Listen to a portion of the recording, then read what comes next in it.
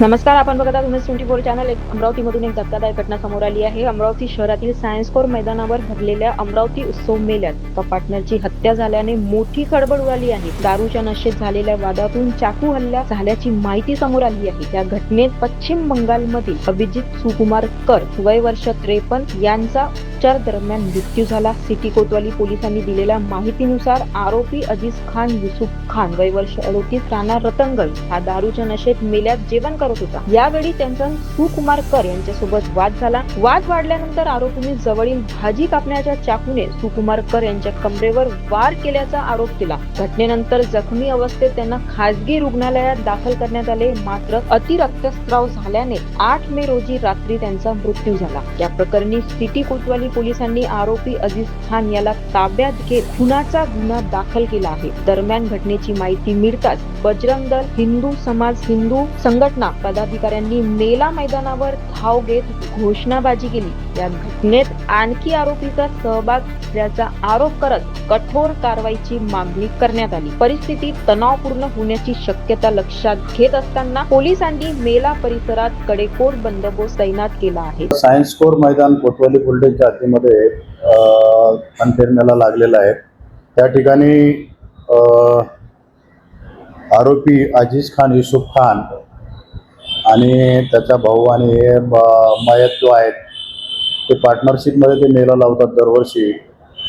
7 तारखेला दुपारी 2 वाजताच्या सुमारास हे आरोपी जो आहेत हा थोडासा पिलेला होता आणि जेवण करत होता आणि त्या ठिकाणी मयत आणि इतर लोक उभे असताना आरोपीने माहिताला शिवीगाळ केली. त्यावेळेस माहिताने सांगितलं की मी तुझ्यापेक्षा वयाने जास्त आहे तरी तुम्हाला शिवीगाळ करतो आणि त्याने एक सहजरित्या एक त्याला चापटी मारली. त्याचा राग आरोपीने धरून बाजूलाच पडलेला भाजी वगैरे कापण्याचा चाकू घेऊन माहिताच्या डाव्या बाजूला कुशेवर एक स्टॅब वार केला होता.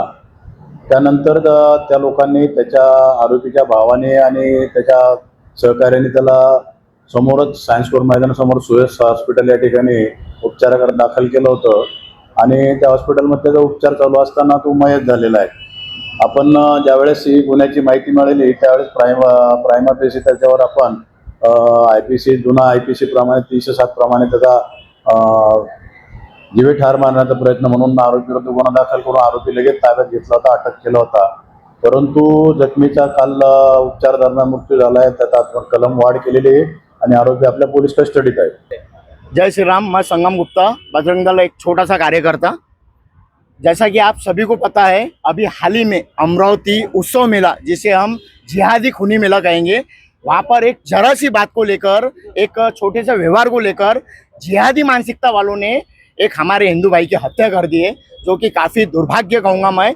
उसी के उपलक्ष्य में सभी हिंदुत्ववादी संगठन और सकल हिंदू समाज की तरफ से हम आज यहाँ पर CP साहब से मिलने आए थे, लेकिन CP साहब थोड़ा छुट्टी पे है, तो हम ACP और DCP साहब के कान पर विषय डाला है।